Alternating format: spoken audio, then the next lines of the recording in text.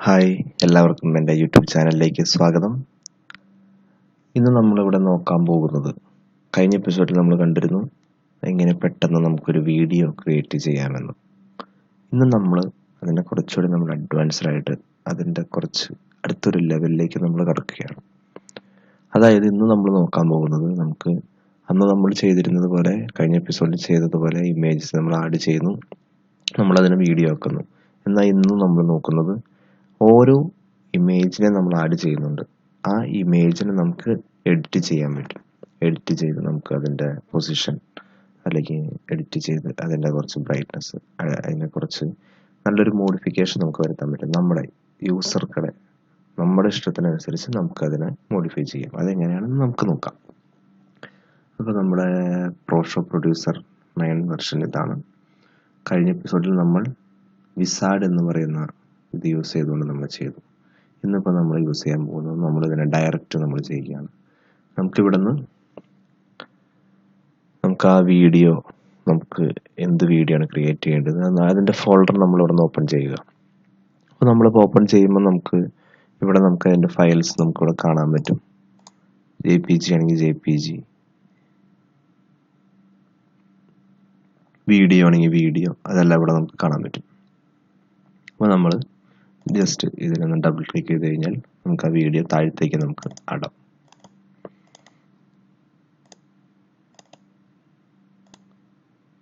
Okay, ആ ഇമേജിന് എന്തോ ഒരു എറർ ഉള്ളതുകൊണ്ടാണ്. നമുക്ക് അതിൻ്റെ ഇമേജസ്, വേറെ ഇമേജസ് ഇവിടെ ഉണ്ട്.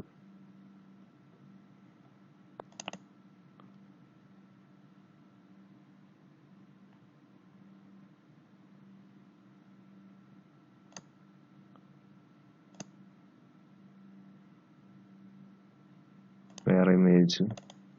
ഓക്കെ, ഇപ്പോൾ ഇത്രയും ഇമേജ് നമുക്ക് ആഡ് ചെയ്യാം. ഇതിനെ ഓരോന്നിനും നമുക്ക് ഇങ്ങനെ എഡിറ്റ് ചെയ്യാമെന്ന് നോക്കാം.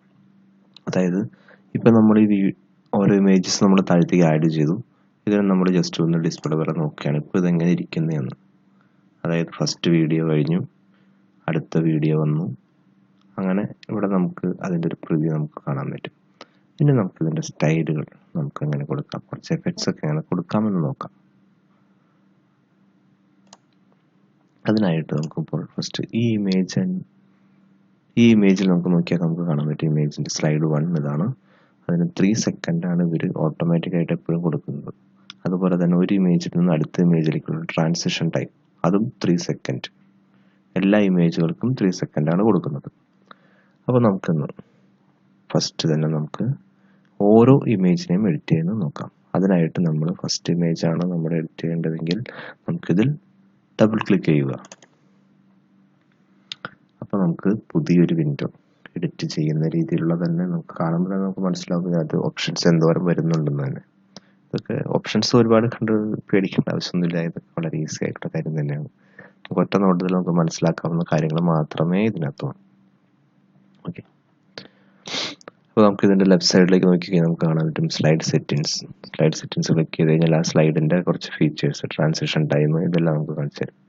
ഇതൊന്നും ചേഞ്ച് ചെയ്യണ്ടെങ്കിൽ നമ്മൾ അടുത്തത് സ്ലൈഡിൻ്റെ സ്റ്റൈൽ കൊടുക്കാൻ പോവുകയാണ്. അതൊന്നൊന്ന് ക്ലിക്ക് ചെയ്യുക. അതൊന്ന് ക്ലിക്ക് ചെയ്ത് കഴിയുമ്പോൾ നമുക്ക് ഇതിനകത്ത് താഴെ ഇതിൻ്റെ ഓരോ സ്റ്റൈലുകൾ കാണിച്ചു തരും. ഇപ്പം നമ്മൾ കൊടുത്തിരിക്കുന്നത് നോ സ്റ്റൈൽ, ഒരു സ്റ്റൈലൊന്നുമില്ല. നമ്മളിപ്പോൾ അതിൻ്റെ താഴെ വേറെ സ്റ്റൈൽ കാണുന്നത് മൂവിൻ ബാക്ക് ഡ്രോപ്പ്. അപ്പം നമ്മൾ ജസ്റ്റ് അതൊന്ന് ക്ലിക്ക് ചെയ്ത് കഴിഞ്ഞാൽ നമുക്കൊരു പ്രിവ്യൂ അതിൻ്റെ കാണിച്ചു തരുന്നതാണ്. ക്ലിക്ക് ചെയ്ത് നോക്കാം. ഇതാണ് ഇതിൻ്റെ ഒരു സ്റ്റൈൽ. ബാക്ക്ഗ്രൗണ്ട് ഈ സെയിം ഇമേജ് തന്നെ ഒരു ബ്ലാക്ക് ആൻഡ് വൈറ്റ് മോഡിൽ അതിൻ്റെ ഫ്രണ്ടിലേക്ക് ഒരു പ്രൊജക്റ്റ് ചെയ്യുന്ന രീതിയിൽ നമ്മുടെ മെയിൻ ഇമേജ്. അടുത്തത് നോക്കുകയാണെങ്കിൽ ഇങ്ങനെ ഒരു ബ്ലാക്ക് കളറിൽ ഇങ്ങനെ കയറി വരുന്നു. താഴെ ഒരു ക്യാപ്ഷൻ നമുക്ക് ടൈപ്പ് ചെയ്ത് കൊടുക്കാവുന്നതാണ്. അതുപോലെ തന്നെ ഇവിടെ കുറേ സ്റ്റൈൽസ് ഉണ്ട്, കണ്ടോ, ഒരുപാടെന്ന് പറഞ്ഞാൽ ഒരുപാട് സ്റ്റൈൽസ് ഉണ്ട്. ഇതൊക്കെ വെക്കുകയാണെങ്കിൽ നമുക്ക് ഓട്ടോമാറ്റിക്കായിട്ട് ബലൂൺ അങ്ങനെയുള്ള കാര്യങ്ങളൊക്കെ അവിടെ ഉണ്ടാവും. അങ്ങനെ ഒരുപാടുണ്ട്. താഴത്തേക്ക് പോകുന്തോറും അതിൻ്റെ ലെയറുകൾക്കുടെ, ഇതിപ്പോൾ എല്ലാം സിംഗിൾ ലെയറാണ്. കുറേ ചെന്ന് കഴിയുമ്പോൾ 2 ലെയർ ആവും, 3 ലെയർ ആവും, അങ്ങനെ 6 ലെയർ, അങ്ങനെ കുറേ ഉണ്ട്. 6 ലെയർ എന്നൊക്കെ പറയുമ്പോൾ 6 images നമുക്ക് ഒറ്റ ഇതിനകത്ത് തന്നെ ചെയ്യാൻ പറ്റും. അതായത് ഇതിന് പല പല സ്റ്റൈലുകളിലായിരിക്കും വരുന്നത്. ഇപ്പോൾ ഇങ്ങനത്തേത് ഇപ്പോൾ എടുക്കുകയാണെങ്കിൽ 5 ലെയറിൻ്റെ ആണ്. ഈ 5 ലെയറിൻ്റെ എടുത്തു കഴിഞ്ഞാൽ 5 ഇമേജിൽ നമുക്ക് ഒരുമിച്ച് ആഡ് ചെയ്യാം. ഓക്കെ, അപ്പോൾ നമ്മളിപ്പോൾ സിമ്പിളായിട്ടുള്ള ഒരു സ്റ്റൈൽ ഈ സ്റ്റൈൽ തന്നെ എടുക്കാം. മൂവിങ് ബാക്ക്ഡ്രോപ്പ് ഇതിന് നമ്മൾ അപ്ലൈ ചെയ്യണം. ഓക്കെ അടിക്കുക. അപ്പോൾ നമുക്ക് ഇതിൻ്റെ പ്രിവ്യൂ നമുക്കിവിടെ കാണാൻ പറ്റും. പിന്നെ ആ ഒരു സ്ലൈഡിന് സൗണ്ട് വേണമെങ്കിൽ നമുക്ക് ഇവിടുന്ന് സൗണ്ട് ആഡ് ചെയ്ത് കൊടുക്കാം. അതല്ല നമുക്ക് സൗണ്ട് ഒന്നും വേണ്ട, സൗണ്ട് നമുക്ക് ഏറ്റവും അവസാനം എല്ലാ ഇമേജസിനും കൂടി ഒരുമിച്ച് ഓരോ ബാക്ക്ഗ്രൗണ്ട് സൗണ്ട് മതിയെങ്കിൽ ഓക്കെ. നമ്മളിത് ഇങ്ങനെ കൊടുത്തു. ഇനി നമുക്ക് ഇതിനകത്ത് എന്തെങ്കിലും ക്യാപ്ഷൻ വേണമെങ്കിൽ നമുക്കിവിടെ ആഡ് ക്ലിക്ക് ചെയ്ത് കഴിഞ്ഞാൽ ക്യാപ്ഷൻ ആഡ് ചെയ്യാൻ പറ്റും. എന്തെങ്കിലും മൂവിങ് ഡ്രോപ്സ്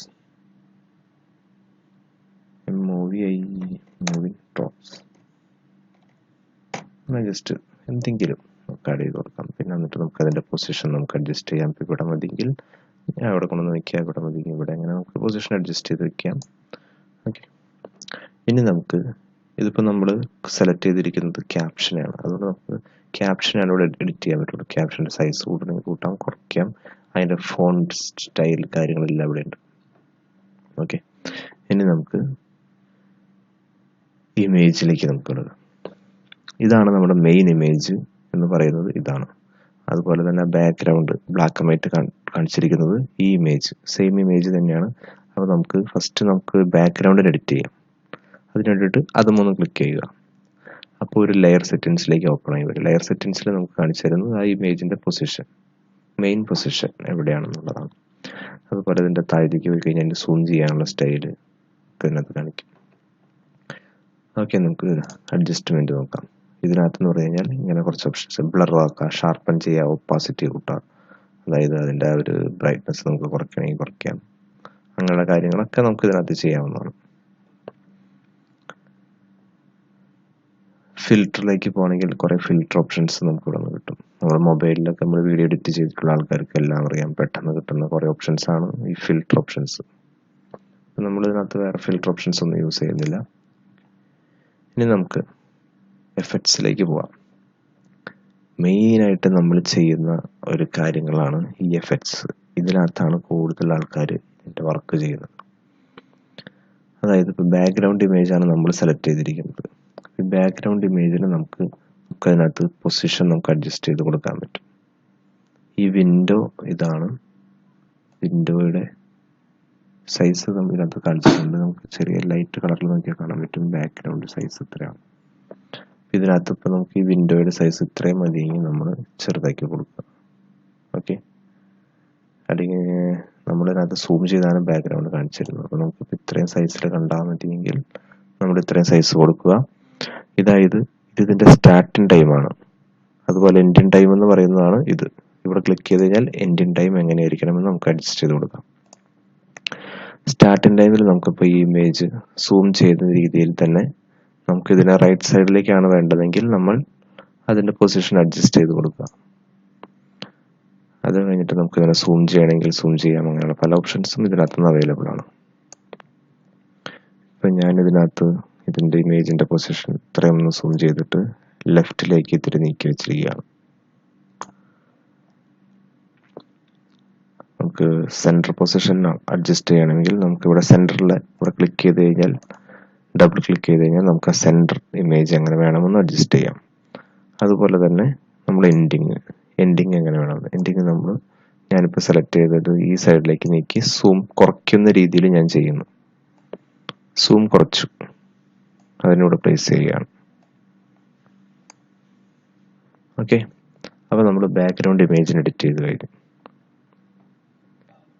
പിന്നെ ഇതിനകത്ത് നമുക്ക് ഇതിൻ്റെ സൂം ചെയ്യാം, അങ്ങനെയുള്ള കാര്യങ്ങൾ വേറെ എല്ലാം.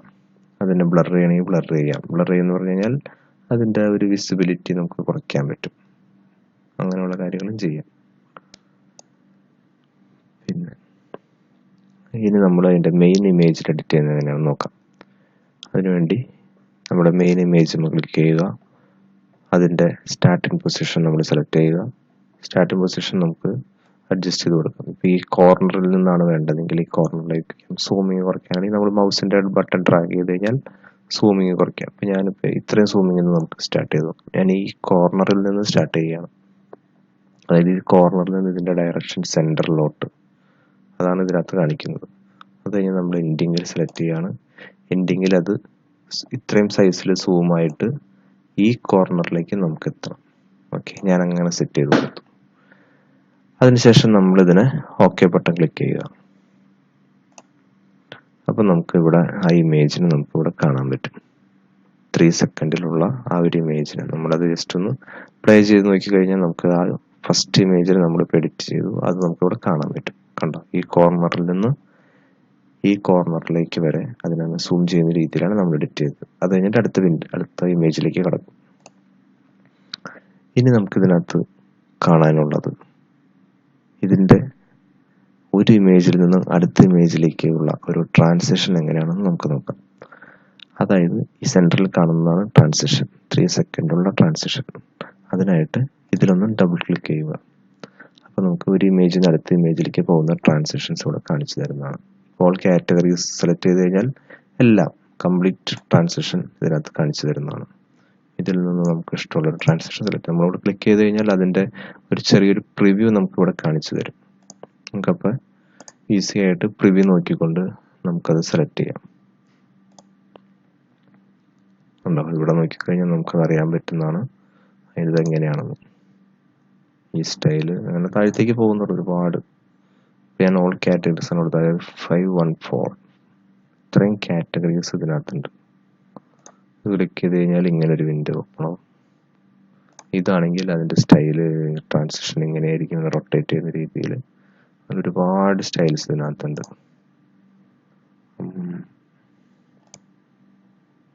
ഇപ്പം നമ്മൾ ഇതിനകത്തുനിന്ന് ഒരു ട്രാൻസിഷൻ ഇപ്പോൾ ഞാനിപ്പോൾ ഈ ഒരു ട്രാൻസിഷൻ സെലക്ട് ചെയ്യുകയാണ്. പ്ലാസ്മ വേവ് എന്ന് പറഞ്ഞ ട്രാൻസിഷൻ സെലക്ട് ചെയ്ത് കൊടുക്കുന്നു. അത് അപ്ലൈ ചെയ്യുന്നു. ഇനി നമുക്ക് ഇതൊന്ന് പ്ലേ ചെയ്ത് നോക്കാം. ആ ട്രാൻസിഷനും നമ്മൾ ചെയ്തിരിക്കുന്ന ആ എഫക്ട്സ് ഒക്കെ എങ്ങനെയാണ്. ട്രാൻസിഷൻ വരുന്നതാണ് അടുത്ത ഇമേജിലേക്ക് വരുമ്പോൾ അതിനൊരു ചേഞ്ച് നമുക്ക് പെട്ടെന്ന് മനസ്സിലാക്കാൻ പറ്റും. അപ്പോൾ ഇങ്ങനെ നമുക്ക് അടുത്ത ഇമേജിനെ നമുക്ക് എഡിറ്റ് ചെയ്യാം.